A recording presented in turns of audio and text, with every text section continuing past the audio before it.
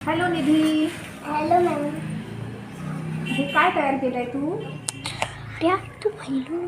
Greeting card. Greeting card. अच्छा, कशासाठी? Ma'am हो, पण कुठल्या ओकेजनसाठी? आता काय येणार आहे? कुठला सण येणार आहे? होळी. छान. Happy Holi Deepa ma'am. इथे टू लिहायचं ना. Happy Holi to Deepa ma'am. खूपच सुंदर केलं ग. आणि हे तुझं नाव निधी. खूप छान ग्रीटिंग तयार केलं. आपण आता याला उघडूया. वाव, सगळे रंग आहेत इथे. होळी हा रंगांचा सण आहे, है ना? विविध रंग आपल्या आयुष्यामध्ये असतात आणि त्या रंगांना सेलिब्रेट केलं जातं होळीमध्ये. पण एक गोष्ट लक्षात ठेवायची आपल्याला, की होळी खेळताना कुणालाही त्रास होणार नाही अशा पद्धतीची होळी खेळायची. नॅचरल कलर, ऑर्गॅनिक कलर, फुलांपासून पण कलर तयार होतात.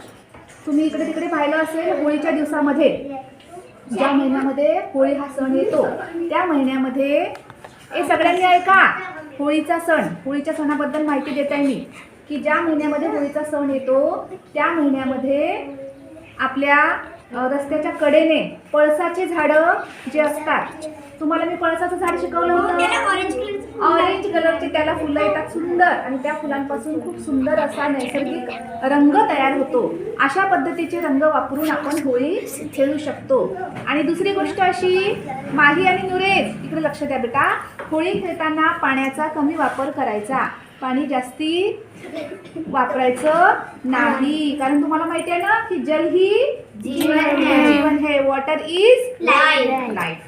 मग पाण्याला काय करायचं, काटकसरीने त्याचा वापर करायचा. होळी खेळा, मज्जा करा, पण कुणाला त्रास होणार नाही अशा पद्धतीची रंगपंचमी आपण साजरी करायला पाहिजे. आणि खूप सुंदर रंग निधीने आहेत. आणि इथे या दोन सुंदर सुंदर मुली आहेत. बार्बी आहेत का या?